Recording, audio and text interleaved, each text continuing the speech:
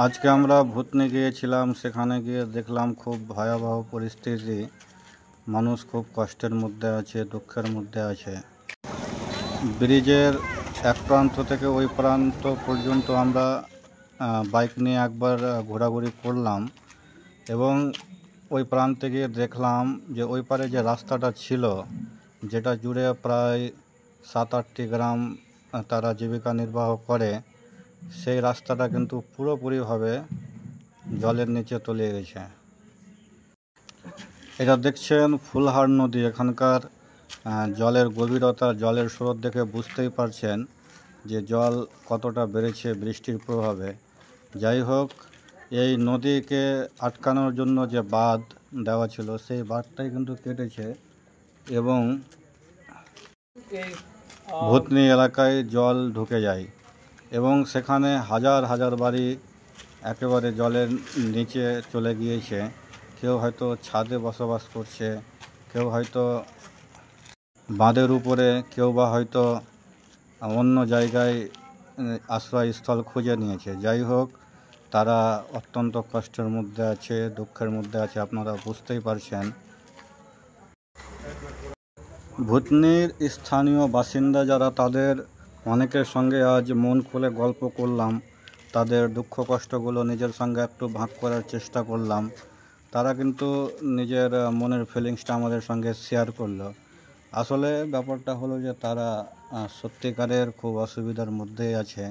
সেখানে কোনো বৈদ্যুতিক ব্যবস্থা নেই, সেখানে কোনো খাবার জোগাড়ের ব্যবস্থা নেই, সেখানে কোনো যানবাহন যাওয়ার ব্যবস্থা নেই। একমাত্র ভরসা এখন নৌকা।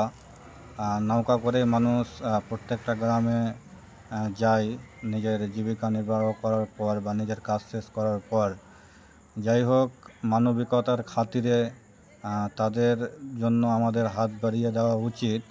হ্যাঁ, আমরা আমাদের পেজের পক্ষ থেকে সিদ্ধান্ত নিচ্ছি যে তাদেরকে একটা ত্রাণের ব্যবস্থা করে দিতে হবে। আপনাদের কাছে আমাদের রিকোয়েস্ট থাকবে যে আপনারা যে যতটুকু পারবেন অবশ্যই কিন্তু আন্তরিকভাবে হাত বাড়িয়ে দিবেন। আমরা একটা কিউআর কোড শেয়ার করে দেব ভিডিওর সঙ্গে আর কি।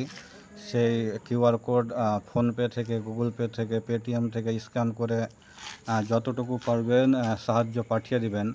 হ্যাঁ, তারা কিন্তু একটু লালায়িত আছে যে আমাদের কাছে কেউ সাহায্য নিয়ে আসবে।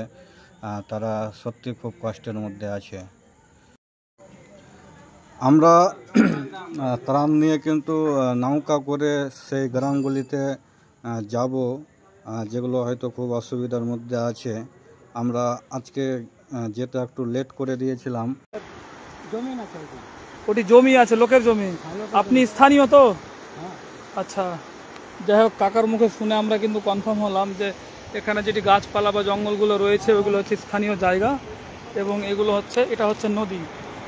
বৃষ্টির কারণে ধরুন নদীর জল বেড়ে যাওয়ায় আশেপাশের এলাকাগুলোতে প্লাবিত হয়েছে।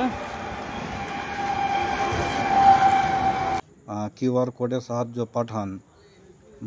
মানুষকে সাহায্য করলে তার কমে যায় না, বরঞ্চ বেড়ে যায়। ঠিক আছে কি না?